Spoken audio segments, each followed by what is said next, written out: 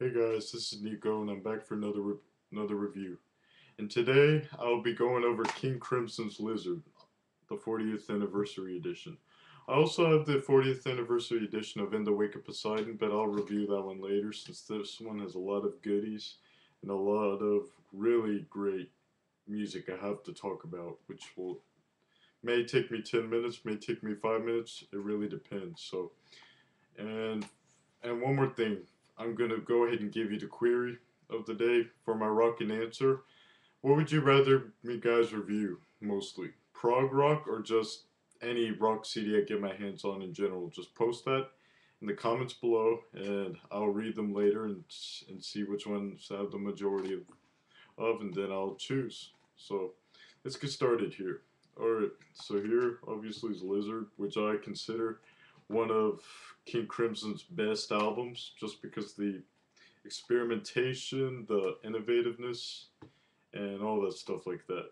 And here we go. Let's dive into the 40th anniversary edition. First, I'll tell you the tracks.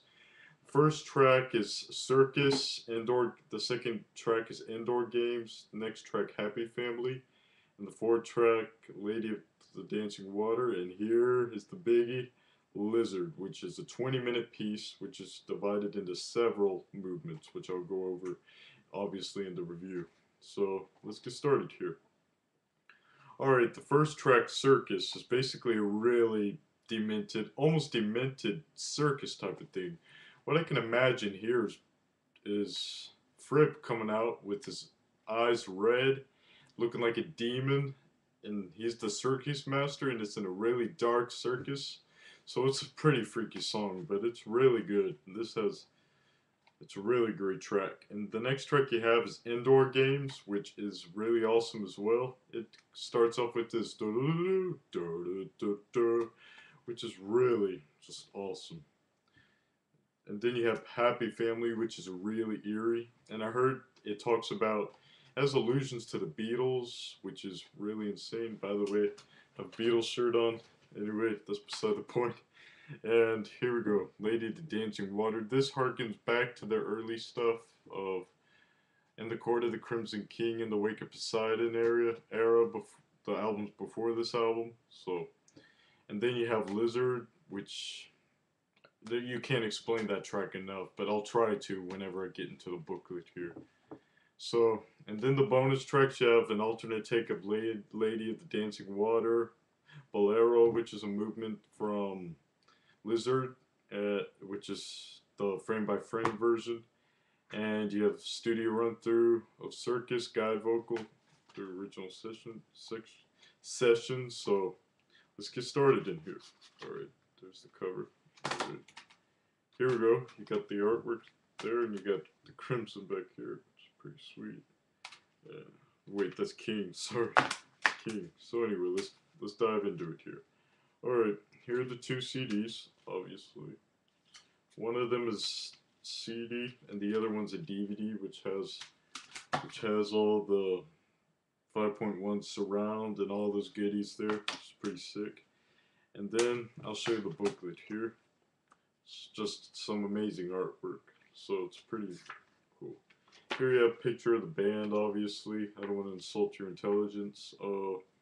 You have the tracks, personnel, and stuff like that, the credits. And here, it just shows you all the DVD content stuff. And here's Lizard. They tell you the story of everything. So the 40th anniversary is definitely worth getting. And here you will go. I've explained the first three tracks, but here I'm going to tell you the movements of Lizard. You have Prince Rupert Awakes, which features John Anderson on vocals, which it's not really a Yes song. It sounds like Genesis mixed with Yes, maybe, but it's King Crimson, so Prince Rupert Awakes, and then you have Bolero, which goes into this nice type of fanfare. It's not really a fanfare, but something you'd find in the Middle Ages.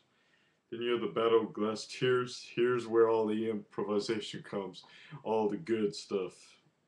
And it includes Dawn's Song, The Last Skirmish, Prince Rupert's Lament. With this stuff gets pretty dark. Don't get me wrong. Gets really improvisation. And then you have Big Top, which is basically a random melody at the end, which they decided to stick in, which is pretty nice. Here you have some other stuff back here, the story. It even shows you the original ad for the lizard. The lizard, so that's pretty cool. And here you have just pictures of everybody. You have Mel Collins, Andy McCulloch, you have Gordon Haskell, you have Mark Sharrick, and John Anderson, obviously, Keith Tippett, Robert Fripp, and Nick Evans. This same lineup, they only did this album. This was the only album they did. This was a unique album. It was almost like Fripp had a design in his mind that he wanted a jazz, avant-garde jazz band. This is basically ideas he had, which I think are the best. One of the best ideas he's had is Crimson. But ironically enough, if you go into the 21st Century Guide to King Crimson or any other completion besides Bolero, none of these songs are on those completions. It's like he's almost not wanted this to be part of his discography anymore or disowned it. So I highly disagree with that. This is one of the most innovative albums they did in the early era, or in their whole career as a whole, which is really nice. I'd give I'd give the star just I'd give this album a 10 out of 10, just easy. I can't go lower than that. This album set the standard for some other bands that decided to do improvisation with trumpets, etc. So it's pretty nice. And just to tell you, I'll just read a couple of lyrics off of this one, just to show you how the lyrics were on here. And I'll read it off of Circus first. Night, her sable dome scattered with diamonds, fused my dust from a light year, squeezed me to her breast, sewed me with carbon, strung my warp across time, gave me each a horse, sunrise and graveyard, told me only I was her, bid me face the east, closed me in questions, built the sky for my dawn, cleaned my feet of mud, followed by the empty zebra ride to the circus, past a painted cage, book to the pay box, glove which wrote to my tongue, pushed me down a slide in the arena, megaphonum fanfare. In his cloak of words strode the ringmaster, bid me to join the parade.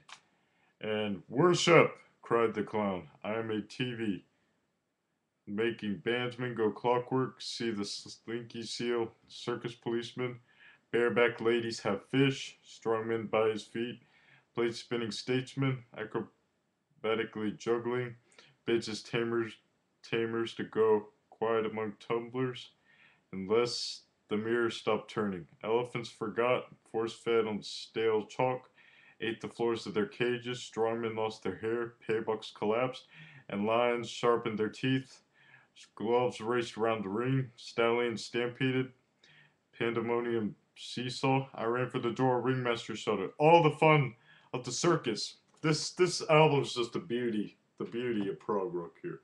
This has lyrics that the normal person would say wouldn't make sense, but these lyrics make sense to the prog listener, because it gives you this picture of a chaotic circus full of women holding fishes, lions out about, which is pretty awesome. So I definitely give this album 10 out of 10. Recommend it. Go buy it. You can get it pretty cheap off the internet. I got this around, I think, 15 bucks or something like that with this one and the Wicked Poseidon, so it's a pretty good deal.